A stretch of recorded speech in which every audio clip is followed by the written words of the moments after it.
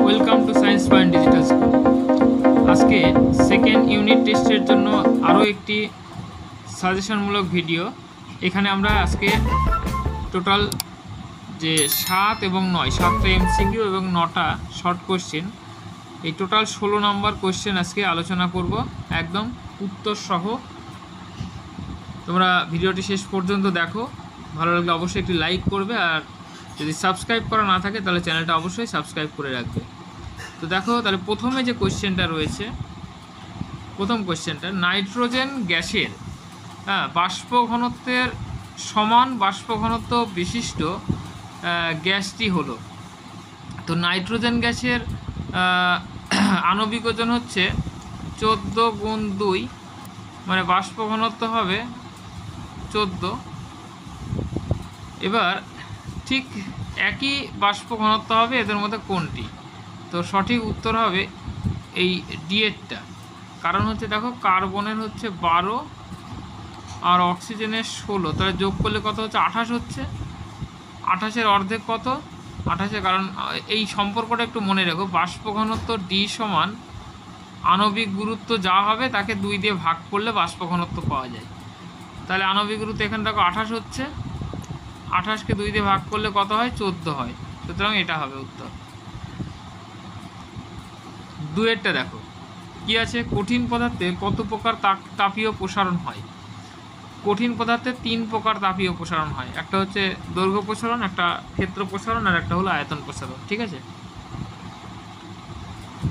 এবারে 3-এরটা দেখো, ampere second.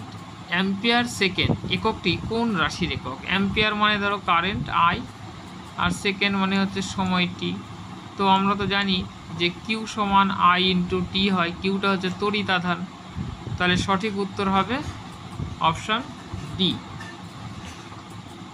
এরপরে 4-এরটা দেখো, তড়িৎ প্রবাহ মাত্রা মাপার যন্ত্রটির নাম কি? তড়িৎ প্রবাহ মাত্রা মাপার যন্ত্রের নাম হবে অ্যামিটার, এটা মনে রাখবে। আর ভোল্ট মিটার দিয়ে, এই যে ভোল্ট মিটার, এটা দিয়ে বিভব প্রভেদ মাপা হয়। ভোল্টামিটারের সাহায্যে তড়িৎ বিশ্লেষণ করা হয়, আর গ্যালভানোমিটারের সাহায্যে তড়িৎ প্রবাহের উপস্থিতি বা তড়িৎ প্রবাহের অভিমুখ এটা জানা যায়।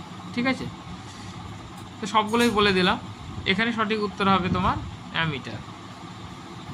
5-এরটা দেখো, হেমাটাইট কোন ধাতুর আকরিক? এটি সঠিক উত্তর হবে লোহা।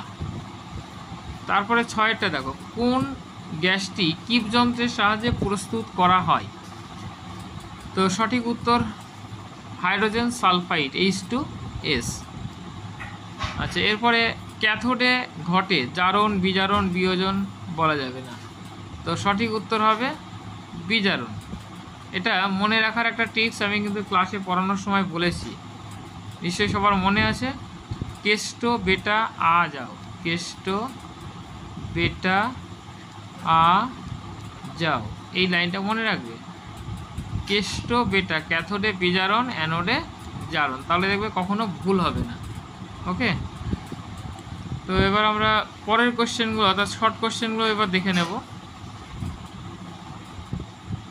আচ্ছা, 2.1, 10 কেজি 90% বিশুদ্ধ চুনাপাথরকে উত্তপ্ত করলে কত কেজি ক্যালসিয়াম অক্সাইড পাওয়া যাবে?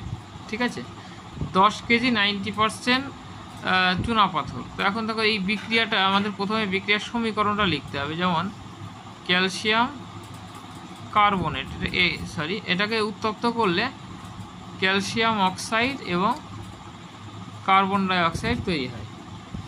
তো এখন এর আণবিক গুরুত্ব কত হবে? 40 আর 12, 54 এবং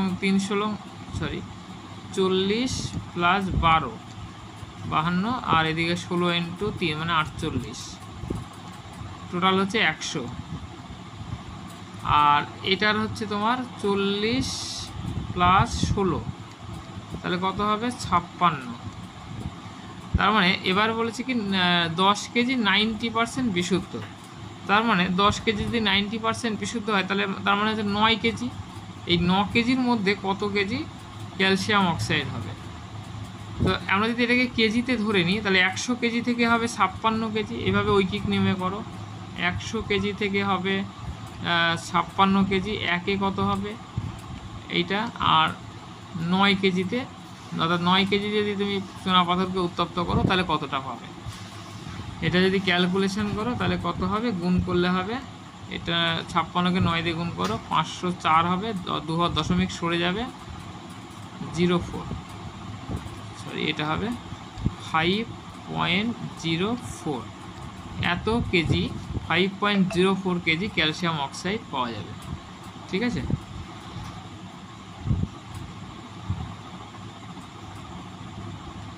আচ্ছা এরপরে আমরা আসছি নেক্সট কোয়েশ্চেন, অর্থাৎ 2.2, দৈর্ঘ্য প্রসারণ গুণাঙ্কের একক কি?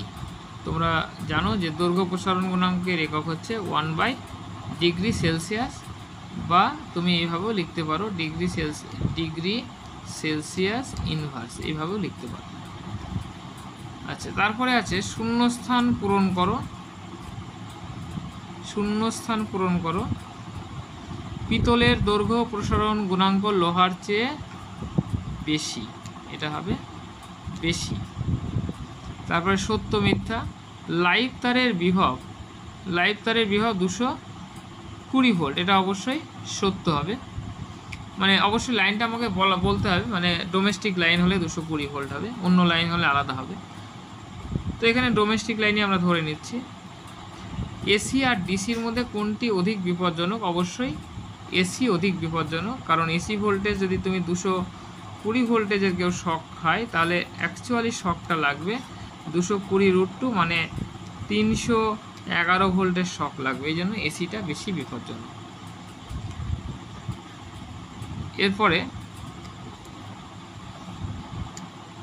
আমরা পরের কোশ্চেনটা দেখব। 3 পিন প্লাগে উপরের মোটা পিনটা কিসের জন্য ব্যবহার করা হয়? উপরের মোটা পিনটি ব্যবহার করা হয় আর্থিংয়ের জন্য, আর্থিংয়ের জন্য ব্যবহার করা হয়। ঠিক আছে, এরপরে অ্যানোড মাডে 2.6, অ্যানোড মাডে উপস্থিত একটি মূল্যবান ধাতুর নাম লেখো। এটা সোনা লিখতে পারো, প্লাটিনাম লিখতে পারো, ঠিক আছে, সোনা প্লাটিনাম এগুলো লিখতে পারো।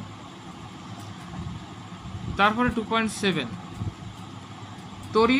একটি তড়িৎ সুপরিবাহী অধাতু, তড়িৎ সুপরিবাহী অধাতু, এটা হচ্ছে তোমরা লিখবে গ্রাফাইট। কি লিখবে এটা? গ্রাফাইট। ঠিক আছে,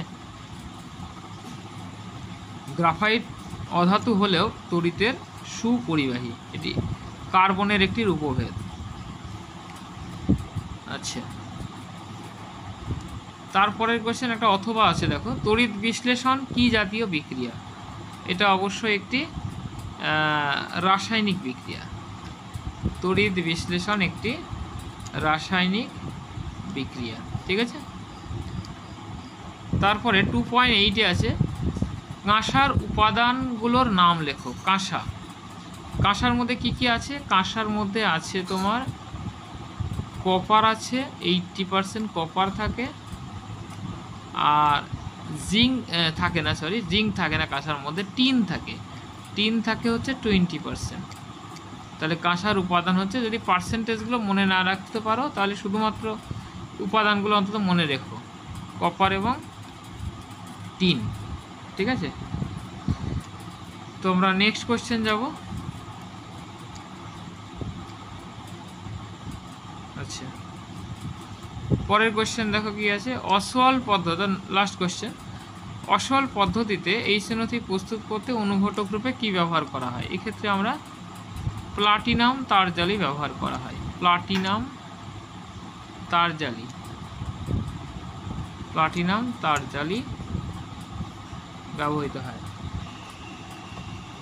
বোঝা গেল? একটা অথবা কোশ্চেন আছে, এটা দেখে রাখো। অ্যামোনিয়ার সঙ্গে কোন গ্যাসের বিক্রিয়ায় একটি কঠিন পদার্থ উৎপন্ন হয়? অ্যামোনিয়া মানে হচ্ছে NH3, এর সঙ্গে যদি কোন গ্যাস বলেছে, আমরা যদি হাইড্রোজেন ক্লোরাইড গ্যাসের বিক্রিয়া করি তাহলে যেটা তৈরি হয় অ্যামোনিয়াম ক্লোরাইড, অর্থাৎ NH4Cl তৈরি হয়। তো এটা একটা গ্যাস, আবার হাইড্রোজেন ক্লোরাইড একটি গ্যাস, কিন্তু অ্যামোনিয়াম ক্লোরাইড একটি কঠিন পদার্থ। তাহলে এখানে তোমার উত্তর হবে হাইড্রোজেন ক্লোরাইড গ্যাস। ঠিক আছে, তো কেমন লাগলো আজকের এই ভিডিওটা অবশ্যই কমেন্ট করে জানাবে। কমেন্টটা কিন্তু অবশ্যই করো, আর কমেন্ট না করলে অবশ্যই তোমরা একটা লাইক তো অন্তত করে দিও ভিডিওতে। আর পরের ভিডিওর নোটিফিকেশনের জন্য অবশ্যই চ্যানেলটি সাবস্ক্রাইব করে বেল আইকনটি অন করে রেখো, তাহলে নেক্সট ভিডিওর নোটিফিকেশান তোমার কাছে কিন্তু পৌঁছে যাবে। দেখা হবে আবার আগামীকাল পরে আরেকটি ভিডিও নিয়ে। আর তোমরা এইগুলো নিয়মিত প্র্যাকটিস করো, তাহলে দেখবে এখান থেকে অর্থাৎ সেকেন্ড ইউনিট টেস্টে বেশিরভাগ প্রশ্নই তোমরা কমন পেয়ে যাবে। আমি প্রত্যেক দিনে একটা করে সেট তোমাদেরকে সলভ করিয়ে দেবো, শর্টগুলো করিয়ে নিয়ে তারপরে বড় কোয়েশ্চেনগুলো আলোচনা করবো। ঠিক আছে, থ্যাংক ইউ।